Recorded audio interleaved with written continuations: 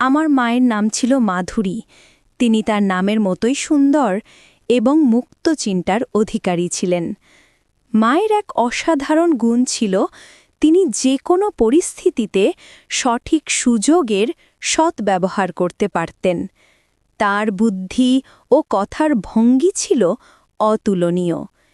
কিছুদিন আগেই একটি ঘটনা ঘটেছিল যা আমার জীবনে গভীর প্রভাব ফেলেছে। আমাদের সোসাইটিতে একটি বড় পার্টির পরিকল্পনা চলছিল।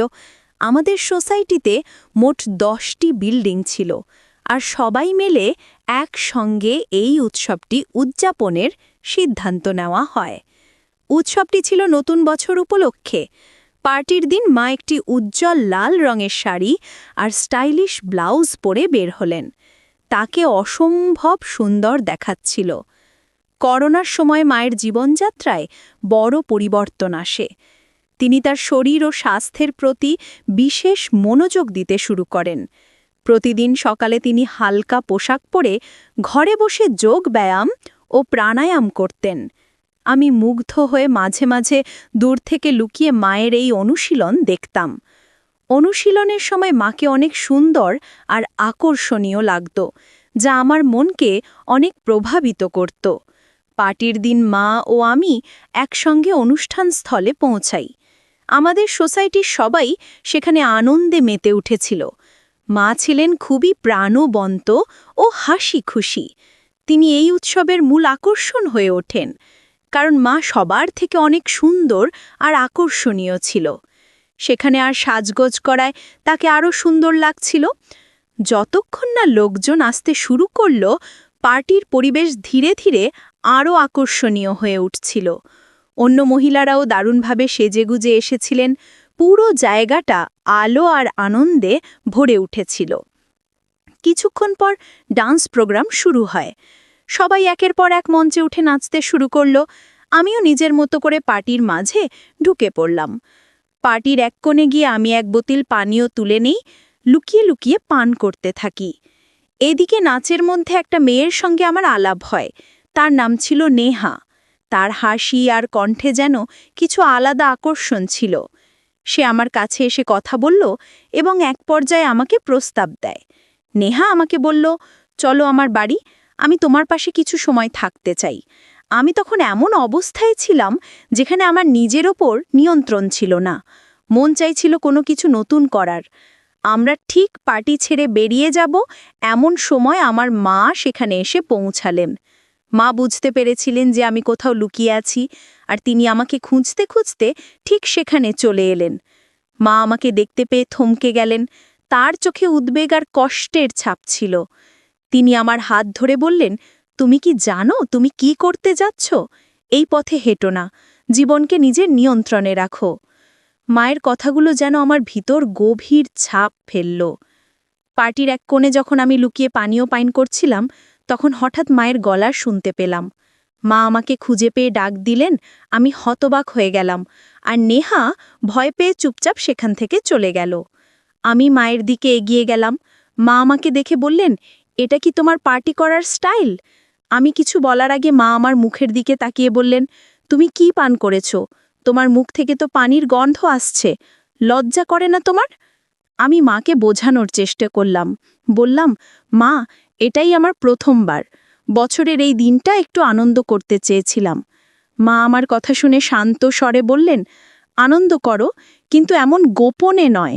যদি কেউ দেখে ফেলে বা জানতে পারে, তবে তোমার বাবার মান সম্মান কি হবে?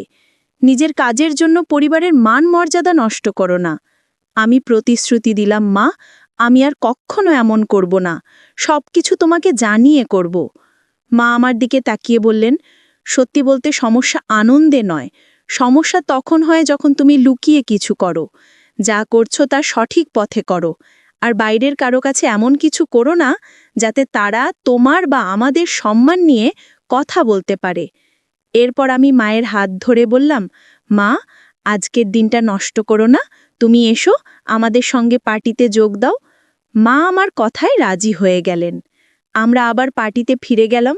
মা ধীরে ধীরে স্বাভাবিক হয়ে উঠলেন এবং অন্যদের সঙ্গে কথা বলতে শুরু করলেন।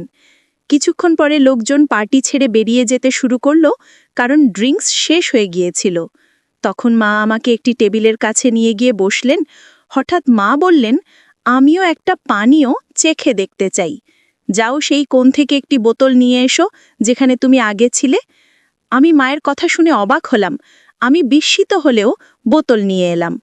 মা নিজেই 2টি গ্লাসে পানীয় ঢাললেন এবং বললেন, এই সময় আনন্দের মাঝেও দায়িত্বশীল হতে শেখা উচিত।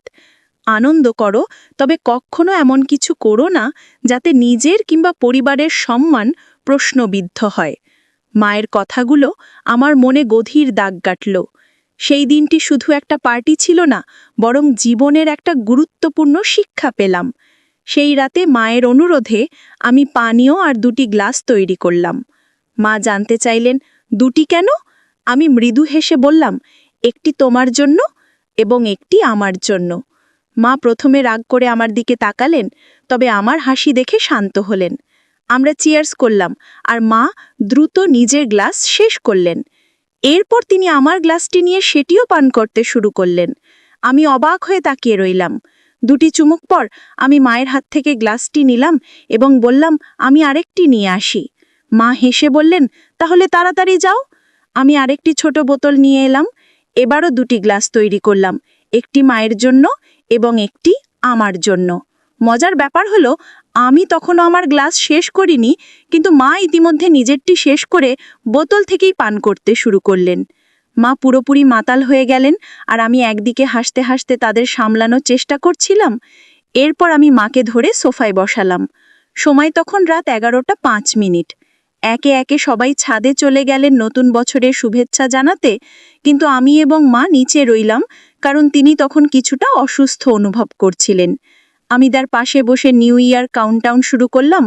ঘড়ির কাঁটা 12টা ছুঁতেই আমি মাকে জড়িয়ে ধরলাম এবং নতুন বছরের শুভেচ্ছা জানালাম। এটি ছিল আমার জীবনের প্রথমবার যখন আমি মায়ের সঙ্গে এত আপন মুহূর্ত ভাগ করলাম। মায়ের গালে পাউডার আর মেকআপের মিষ্টি গন্ধ তখনও আমার মনে গভীর দাগ কাটল। এই রাতটি শুধুই একটি নতুন বছর উদযাপনের জন্য ছিল না, এটি ছিল মায়ের সঙ্গে আমার জীবনের একটা নতুন অধ্যায়ের শুরু। মা সেদিন একটু অসুস্থ বোধ করছিলেন। তিনি বললেন, আমার এক হাত ঠিকমতো কাজ করছে না এবং এক হাতে শরীরে চুলকাচ্ছিলেন। আমি দেখে বুঝতে পারলাম তিনি হয়তো একটু অস্বস্তিতে আছেন। আমি তার কাছে গিয়ে বললাম, মা, একটু বসো, আমি তোমাকে সাহায্য করছি। হঠাৎ আমার হাত তার গায়ে লেগে গেল। মা বললেন, কি হচ্ছে? একটু সাবধানে থাকো। আমি সঙ্গে সঙ্গে বললাম, সরি মা, এটা একেবারেই ভুল করে হয়েছে। মা মৃদু হেসে বললেন, ঠিক আছে, এমন ছোটখাটো ব্যাপারে চিন্তা করো না। এরপর আমি তাকে আরাম দেওয়ার জন্য পাশে বসে তার সাথে কথা বলতে শুরু করলাম। তারপর তিনি বললেন, আমি তখন থেকেই তোমাকে লক্ষ্য করছি। আমার শরীর চুলকাচ্ছিল, তাই আমি চুলকিয়েছি, কিন্তু তোমার দৃষ্টি সেদিকে চলে গেছে। তখন আমি আবার ক্ষমা চাইলাম এবং বললাম, এটা আর কখনো হবে না। তিনি বললেন, আমি তোমাকে ক্ষমা করছি না, শুধু একটু রাগ হচ্ছিল। তারপর তিনি আমাকে ঠাট্টা করে বললেন, আমার ছেলে ভয় পেয়ে গেছে, আমার ছেলে ভয় পেয়ে গেছে। তিনি ইচ্ছাকৃতভাবে এটি করছিলেন। তারপর আবার করে বললেন, এখন কেমন লাগছে? আমি বললাম, খুব ভালো লাগছে। এরপর তিনি আমাকে সোফায় ঠেলে দিলেন এবং বললেন, এখন দেখো আমাকে কেমন লাগছে। আমি মাকে দেখে বললাম, মা, তোমাকে আজ খুব সুন্দর লাগছে। মা মজা করে পোজ দিয়ে বললেন, আমাকে দেখো, আমি কি মডেলের মতো লাগছি? আমি হাসি থামিয়ে বললাম, মডেল তো নয়, তার থেকেও বেশি সুন্দর লাগছে। তখন মা ঠাট্টা করে বললেন, তাহলে কি আমি সেই মেয়েটির থেকেও সুন্দর যার সঙ্গে তুমি তখন গল্প করছিলে? আমি লাজুকভাবে হেসে বললাম, মা, তুমি সবার থেকে আলাদা, তোমার তুলনা হয় না। মা হেসে বললেন, ভালো করে বলো, সত্যি কথাই বলছো তো? আমরা দুজনেই হেসে উঠলাম এবং সেই মুহূর্তটা খুব আনন্দময় হয়ে উঠল। আমি মাকে বললাম, মা, তোমার তুলনা কারোর সঙ্গেই করা যায় না। মা মজা করে বললেন, তাহলে বলো সেখানে কি এত পছন্দ করেছিলে? আমি হেসে উত্তর দিলাম, কিছু না মা, শুধু মজার ছলেই কথা বলছিলাম। মা হাসি দিয়ে বললেন, সব ঠিক আছে, আজ রাতটা একটু ভিন্নভাবে শুরু করি, নতুন বছরের আনন্দ মেতে উঠি। তখন আমি মজার ছলে বললাম, তুমি কি প্রস্তুত মা? মজা করে বললেন, আর যদি প্রস্তুত না থাকি? আমরা দুজনেই হেসে উঠলাম এবং সেই মুহূর্তটা হাসি ঠাট্টায় ভরে উঠল। রাতে মা বললেন, তুমি কি সত্যি আমাকে সারা রাত এভাবে ধরে রাখবে? আমি মজা করে বললাম, হ্যাঁ, কেন নয়। তিনি হেসে আমার গালে মৃদু চিমটি কেটে বললেন, তোমার তো সবসময় তাড়াহুড়ো থাকে। আমি তাকে সান্ত্বনা দিয়ে তার ঘরের দিকে নিয়ে যেতে শুরু করলাম। তিনি হেসে নামমাত্র বাধা দেওয়ার ভান করলেন, কিন্তু তা ছিল মজার ছলে। ঘরে পৌঁছে আলো জ্বালিয়ে তিনি বললেন, এখন কি করব বলো? আমি মজার ছলে বললাম, আরাম করে ঘুমানোর সময় হয়েছে মা। তিনি একটু চিন্তিত ভঙ্গিতে বললেন, তবু এত দেরি করে ঘুমানো কি ঠিক হলো? আমি হাসি মুখে বললাম, আজকের রাতটা বিশেষ। মা, একটু মজা করলে ক্ষতি নেই।